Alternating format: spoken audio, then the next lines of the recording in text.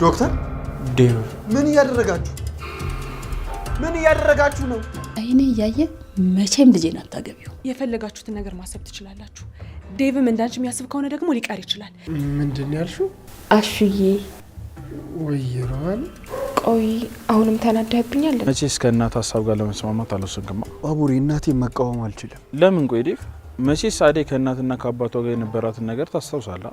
አውቃለሁ ባቡሬ፣ ግን ደግሞ ያንን ነገር ማድረግ አልችልም። እናቴን ብቃወማትና በራሴ ወስኜ ሌላ ነገር ባደርግ እናቴን አጣታለሁ። ያ ደግሞ ያስፈራኛል። ስለዚህ አላውቅም ምን ማድረግ እንዳለ። እንኳን ደስ አለ። ምን አገኘውና ዳይመንድ? ማግኘት አይቀርም፣ እየታየ ነው። ያቺ ያልካትን ቸከስ በቅርቡ በዚህ ዛት ቅብር በለፋ በለሰት ይታየኛል።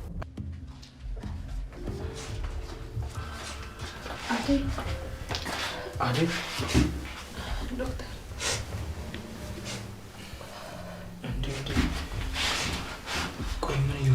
ዶክተር እባክህ የሆነ ነገር አድርገህ ልታረጋጋት ሞክር። እኔ ምንም ልትሰማኝ አልችልም። እሺ እላለሁ።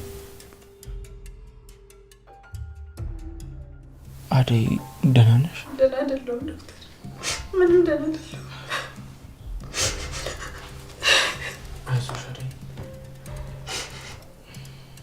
ቆይ ምንድነው ማድረግ ያለብኝ? ምኑ ጋር ነው ያጠፋሁት? አትዘኝ አደይ፣ ይሄ ላንቺ አይገባሽም። ለናቆች ሰዎች ተዘኝላቸው፣ አንቺ አትዘኝ። እሺ ዶክተር፣ ራሴን ይፈነዳ። ምንም ደህና አይደለሁም እኮ። በቃ አደይ ተረጋግሽ።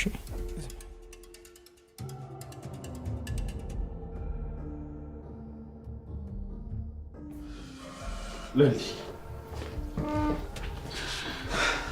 ቢኪ አደይ የት ናት? ለሊ ለምንድን ነው ይዘው የመጣው? አውራው ብለሽኛል ነበር። ውስጥ ናት? ዴቭ ቆይ አትግባ። ቆይ ለሊ ተያቸው ያወሩ እንጂ።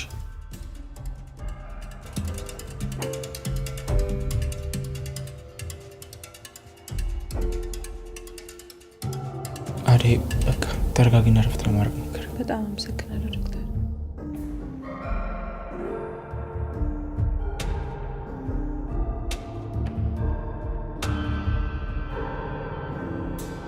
ዶክተር ዴቭ ምን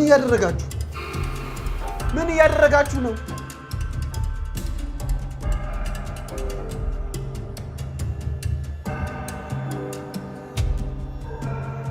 ሰላም ፋሚሊ እንዴት ናችሁ? ሁላችሁም እየገባችሁ ሰብስክራይብ ያደረጋችሁ ቤተሰብ ሁኑ። እንግዲህ በዚህ የዩቲዩብ ቻናል አዳዲስ የሆኑ ድራማዎችን፣ ፊልሞችን እና ሌሎች መሰል የሆኑ የሚገራርሙ አሪፍ ስራዎችን ይዘው ይመጣሉ ብለን እናስባለን። እኛም እንጠብቃለን። ቤተሰብ ሁላችሁም እየገባችሁ ሰብስክራይብ አድርጉ። ቤተሰብ ሁኑ። እናመሰግናለን። አደይ ከዶክተሩ ጋር ትሁን የምትሉ ይህን ቪዲዮ ላይክ በማድረግ ጀምሩ። ሰላም ጤና ይስጥልን። የተከበራችሁ የሰራተኛዋ አደይ ድራማ አፍቃሪያን በሙሉ ሰራተኛዋ አደይ ክፍል 208ን በመጠባበቅ ላይ ያላችሁ በመጀመሪያ ይህን ቪዲዮ ላይክ እንዲሁም እንደተለመደው ኮመንት ላይ እየገባችሁ ሰራተኛዋ አደይ ክፍል 208 ቶሎ ይለቀቅልኝ ማለት እንዳትረሱ። ውድ የቻናሌ ቤተሰቦች በክፍል 207 ላይ እንዳያችሁት ከሆነ የዴቭ እናት አደይን አልወደደችም። አይኔ እያየ ልጄን አታገቢውም፣ ለልጄ ሌላ ሚስት አግኝቼለታለሁ ስትል ነበር። ውድ የቻናሌ ቤተሰቦች እስቲ በዴቭ እናት ምክንያት የተናደዳችሁ ኮመንት ላይ አለን በሉ። እኔ በበኩሌ በጣም ነበር የተናደድኩት። እንግዲህ አደይ እንደዛ የምትባል ልጅ አይደለችም። እንግዲህ በተደጋጋሚ የዴቭ እናት አደይን ለዴቭ አትገቢውም ስትል ነበር። እንደኔ እይታ ከሆነ እንዲሁም ዴቭ ለአደይ አይገባትም፣ አይመጥናትም። አደይ ምንም አይወጣላት፣ በጣም ቆንጆ ልጅ ናት። ነገር ግን እናትየዋ እንግዲህ አደይን ልክ እንደ ቆሻሻ ስትጸይፋት ነበር፣ ስታንቋሽሻት ነበር። ነገር ግን ይህ ነገር ተገቢ አይደለም።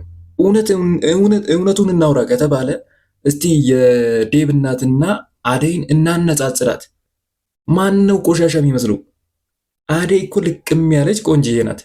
ቢሆንም ግን ምን ዋጋ አለው? እንግዲህ የዴቭ እናት በገንዘብ ነው መሰለኝ የምትመካው። እንግዲህ ሰውን ሁሉ ከራሷ በታች አድርጋ ነው የምታየው። ዴቭም እንግዲህ ያው እናትየዋ ትክክል እንዳልሆነች ያውቃል። ነገር ግን የልብ ህመም ስላለባት እኔ የሆነ ነገር ብላት ትሞትብኛለች በማለት እንግዲህ እሱም እውነቱን እያወቀ ምንም ማለት አልቻለም፣ ምንም ማድረግ አልቻለም። እንግዲህ በዚህ ሁኔታ ከዴቭ እናት ጋር እንዴት እንደምንቀጥል አይታወቅም። እስቲ ሁላችሁም የዴቭ እናት ወደ መጣችበት ትመለስ የምትሉ ሁላችሁም እስቲ ኮመንት ላይ እየገባችሁ የዴብ እናት ወደ መጣችበት ትመለስ ማለት እንዳትረሱ።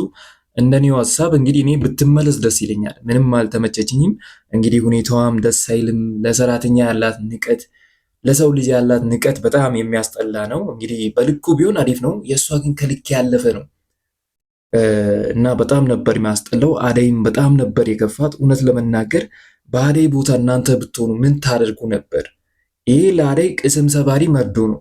እንግዲህ ለሰርጓ ቀናቶች ሲቀሩ ዴብን አታገቢውም ማለት ይሄ በጣም በጣም ከልብ አልፎ በቃ ምን ልበላችሁ ሁሉ ነገራችሁ የሚሰባብር ዜና ነው ይሄ ለእሷ ለአደይ በዚህ ሰዓት። አደይ አሁን ላይ ሰርጓን እየተጠባበቀች ነበር። በማሉ ይህን ስትሰማ እንግዲህ በጣም ነበር የከፋት። እኛንም እንደዛው በጣም ነበር የከፋን።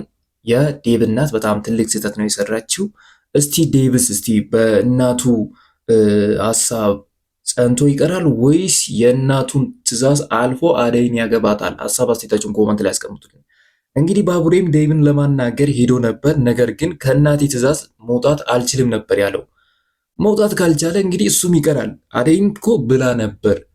ዴብም ልክ እንዳንቺው የሚያስብ ከሆነ እሱም ጥንቅር ብሎ ሊቀር ይችላል ነበር ያለችው። ምክንያቱም አደይ ብዙ ፈላጊ አላታ። ዴብ ቀረ አልቀረ የራሱ ጉዳይ። ስለዚህ ዴብ የእውነት የሚያፈቅራት ከሆነ የእናቱን ትዕዛዝ አልፎ እንግዲህ አደይን ማግባት ይኖርበታል። ዴብ ደግሞ የፈራው ለአንድ ነገር ነው። እንግዲህ እኔ የእናቴን ትዕዛዝ ወደ ጎን ትቼ አደይን ባገባት እናቴ የሆነ ነገር ትሆንብኛለች፣ እናቴ የልብ ህመምተኛ ናት፣ በደነገጠች ቁጥር ልትሞትብኝ ትችላለች ብሎ እያሰበ እንግዲህ እሱም ትክክለኛ የሆነ የራሱን ውሳኔ ሊወስን አልቻለም። እናም እንግዲህ ዴብ በተናገረው ነገር የዴብ እናትም እንግዲህ ትንሽ የልብ ህመሟ ተነስቶባት እንግዲህ ወደ ሐኪም ቤት ሄዳ ተሽሏት ነበር የተመለሰችው። እናም ዴብም አሁን ውዝግብ ውስጥ ነው። በዛ ላይ አደይም በጣም አዝና ነበር። እናም ዶክተሩ ሁኔታውን ሲያውቅ እንግዲህ ሁኔታው ለኔ ተመቸኝ በማለት የፈጠነው ወደ አደይ ነበር የሮጠው። ዶክተሩ በጣም ነበር ያሳቀኝ እውነት ለመናገር በምን ያህል ፍጥነት ወደ አደይ እንደደረሰ ያው ሁላችሁ ማየታችኋል። ይሄ ደግሞ በጣም እንደሚያፈቅራት የሚታወቅ ነው። እንደኔ ሀሳብ ከሆነ ለአደይ ከዴብ የሚሻላት ዶክተሩ ሳይሆን አይቀርም። ምክንያቱም ዶክተሩ ለእሷ ትልቅ ክብር አላት፣ በጣም ይወዳታል። ሰው በመሆኗ ብቻ ይወዳታል። ምክንያቱም ገንዘቡ ተሰርቶ ቀስ ብሎ የሚመጣ ነገር ነው። የሰው ልጅ ገንዘብ ስለሌለው ደግሞ መናቅ የለበትም። ሁሉም ሰው ሲወለድ ከገንዘብ ጋር አልተወለደም። የትኛውም ሰው ሰርቶ ነው ያገኘው። ስለዚህ አደይም ነገ እንግዲህ ልክ እንደ ዴብ እናት ያው ልትለወጥ ትችላለች። ማይለወጥ ሰው የለም በዚህ ዓለም ላይ እና እስቲ እናንተስ ምን ትላላችሁ? እንደኔ ሀሳብ ከሆነ ለአደይ ዶክተሩ ይገባታል ባይ ነኝ። አደይ ከዶክተሩ ጋር ብትሆንስ ምን ይመስላችኋል? ሀሳብ አስተያየታችሁን ኮመንት ላይ አስቀምጡልን። እንግዲህ ሁሉም ነገር በዚሁ ከቀጠለ እንግዲህ ያው አደይ የዶክተሩ እንደሆነች የሚታወቅ ነው። እናትየዋም እንግዲህ የዴብ እናትም ለዴብ ሌላ ሚስት አዘጋጅቻለሁ ያለችው ታምጣና እስቲ ለዴብ ትሆናለች አትሆንም የሚለውን አብረን የምናየው ይሆናል። እና እስቲ በቀጣይ ክፍል እስቲ የዴብ አዲሱ ፍቅረኛ የምትባለው ስትመጣ እስቲ የሚፈጠረው ነገር አብረን እናያለን። ነገር ግን በክፍል 207 መጨረሻ ላይ እንዳያዝ ከሆነ ዶክተሩና አደይ አንድ ላይ እያሉ ድንገት ዴብ ይመጣል እና ዴብ እንደመጣ ዶክተሩን ሲያይ በጣም ተደናግጦ ነበር። ዶክተሩ እንግዲህ ሲያፋጠው ነበር። ምን እየሰራክ ነው እዚህ ብሎ ስታየው ዶክተሩ ምን እየሰራ ነው? እያጽናናት ነው። እናት የሰበረችው ልብ ለመጠገን እየሞከረ ነው። አይታይም እንዴ አቶ ዴብ? እናም ዴብ እንግዲህ ያው አሁን ላይ ሳትቀማ አትቀርም። ያው ምንም ማድረግ አይቻልም። ይህን ውድድር እንግዲህ ዶክተሩ የሚያሸንፍ ይመስለኛል። አንተም ወደ እናት አደይም ወደ ዶክተሩ በቅርቡ እንግዲህ ይህን የምናየው ይሆናል። ስለዚህ እስቲ ውድ የቻናል ቤተሰቦች ሀሳብ አስተያየታችሁን ኮመንት ላይ ያስቀምጡና በቀጣይ ክፍል ዶክተሩና ዴቭ ምን ይሆናሉ የሚለውን አብረን የምናየው ይሆናል። ወደ ኪንጎ ስንመጣ ደግሞ እንግዲህ ውድ የቻናል ቤተሰቦች ኪንጎ ወደ ስራ ሊመለስ ነው። ቤቲ ደውላለት ነበር እንግዲህ ወደ ስራ እንዲመለስ ነግረው ነበር። እንዳጋጣሚ ሆኖ ስልኩን ያነሳችው ቅምጥል ነበረች። ቅምጥል ስልኩን ስታነሳው ያው ወደ ስራ መመለስ እንዳለበት ስትነግረው እንግዲህ እሷም ቀዝቀዝ ብላ ስልኩን ለኪንጎ ነበር የሰጠችው። እንግዲህ ኪንጎ ወደ ስራ በመመለሱ ደስ ብሎኛል። ነገር ግን የቤቲ ሀሳቧ ምን እንደሆነ ባይገባኝም ደስ አይልም። እቺ ልጅ እንግዲህ ሁለቱን ልታለያያቸው የምትፈልግም እየመሰለኝ ነው። ኪንጎም እንግዲህ ቆፍጠን ቢል እንደዛ ባይርበተበት ደስ ይለኛል። እንግዲህ ለቅምጥል ምን ያህል እንደሚፈራ ያው ቅምጥል ምን ያህል እንደሚፈራ ሁላችሁም አይታችኋል። እንደዛ ባይሆን እንደ ወንድ ጀነን ብሎ ራሱ ማስከበር አለበት ነው ምለው። እስቲ እናንተስ ምን ትላላችሁ? ሀሳብ አስተያየታችሁን ኮመንት ላይ አስቀምጡና በቀጣይ ክፍል አብረን የምናየው ይሆናል። እና በጣም የገረመኝና የደነቀኝ ነገር የዳይመንድ ነገር ነው። ዳይመንድ እውነት ይመቸው የሆነ ነቂ ነገር ነው። ከዚህ በፊት ዶክተሩ እንግዲህ ስለገጠመው ነገር ለዳይመንድ ነግሮ ነበር። ዳይመንድም የፈጠነ እንግዲህ ዶክተሩ አደይን እንደሚወዳት ነበር የተረዳው። በክፍል 207 ላይ እንግዲህ ዶክተሩ በመኪና በጣም እየተቸዋከረ እየሄደ ነበር። መንገድ ላይ ዳይመንድን ያገኘዋል። ዳይመንድም እንግዲህ ወደየት እንደሚሄድ የነቃ ይመስለኛል። እንኳን ደስ አለ ነበር ያለው። ዶክተሩ አልገባውም እንጂ ዳይመንድ ሁሉንም ነገር አውቆታል። ስለዚህ ዳይመንድ እንግዲህ የዳይመንድ ሁኔታ በጣም የሚያዝናና ነው። በዛ ላይ አደይ ለዶክተሩ እንደምትገባ እንግዲህ እያወራ ነበር። ዴቭ እንደማይመጥናት ሁላ እንግዲህ ሲያወራ ነበር። የዳይመንድ ነገር ባይገባኝም እንግዲህ እሱ ለሁሉም ያጨበጭባል። አሽቃባጭ የሆነ ዜጋ ነው። ቢሆንም ይሁን እስቲ በመጨረሻ እስቲ ምን እንደሚፈጠር አብረን የምናየው ይሆናል። ሌላው ደግሞ ያው ኩኩሻ እና ዳይመንድ ደግሞ ሌላ ታሪክ ላይ ናቸው። ኩኩሻ እንግዲህ ያው ዳይመንድን ሳትወደው አትቀድም። ፎንቃ የገባላት ይመስለኛል። ነገር ግን በክፍሉ 207 ላይ እንግዲህ ያው ሙሉ አልመጣም መሰለኝ። እሱን ስታይ እንግዲህ ስትነጫነጭ ምናምን ነበር። ምን እንደሆነች ባይታወቅም እንግዲህ የዛለት እንግዲህ ዛሬ ትክክል አይደለሁም ስትል ነበር ሲመስለኝ። ኩኩሻም ዳይመንድን ትወደዋለች፣ ዳይመንድም ኩኩሻን ይወዳታል። አይመስላችሁም? ሀሳብ አስተያየታችሁን ኮመንት ላይ አስቀምጡና ወደፊት ምን እንደሚፈጠር አብረን የምናየው ይሆናል። ወደ ገጀራውና ለሊ ስንመጣ ደግሞ እንግዲህ ገጀራው ለሊ እህቴ ናት እያለ ነበር። ለባቡሬም ይህን ሲናገር ነበር። ነገር ግን ባቡሬ አላመነው። እንግዲህ ገጀራው ለሊ የእናቴ ልጅ ናት፣ የዛች የክፉ እናቴ ልጅ ናት ነበር ያለው። እናም የሆነ ነገር እየጠነሰሰ እንዳለ ነበር እንግዲህ ባቡሬ ያሰበው። ቢሆንም ግን እንደኔ እይታ ከሆነ አዎ እንደተባለው ገጀራውና ለሊ እህትና ወንድም ሳይሆን አይቀሩም ብዬ አስባለሁ። እስቲ የእናንተ ሀሳብ ምን ይመስላል የሚለውን ኮመንት ላይ አስቀምጡልን። ወደ ዳኒ ስንመጣ ደግሞ እንግዲህ ዳኒ በጣም ነበር ያሳዘነኝ። እውነት ያለ እህቱ ያለ ቤዛ መኖር አልቻለም። በጣም አቅቶት ነበር። እንግዲህ ያገኘው ሰው ሁላ ሲለምን ነበር፣ እህቴን ከዛ እስር ቤት እንዴት ላስወጣት ምናምን ሲል ነበር። እናም እንደ ሀሳብ እንግዲህ ዶክተሩ ቢተባበሩ ባይነኝ። ዳኒም ከዚህ በላይ መሰቃየት የለበትም። እንግዲህ ያው ከስህተቱ ሳይማሩ አይቀሩም ሁለቱም። ስለዚህ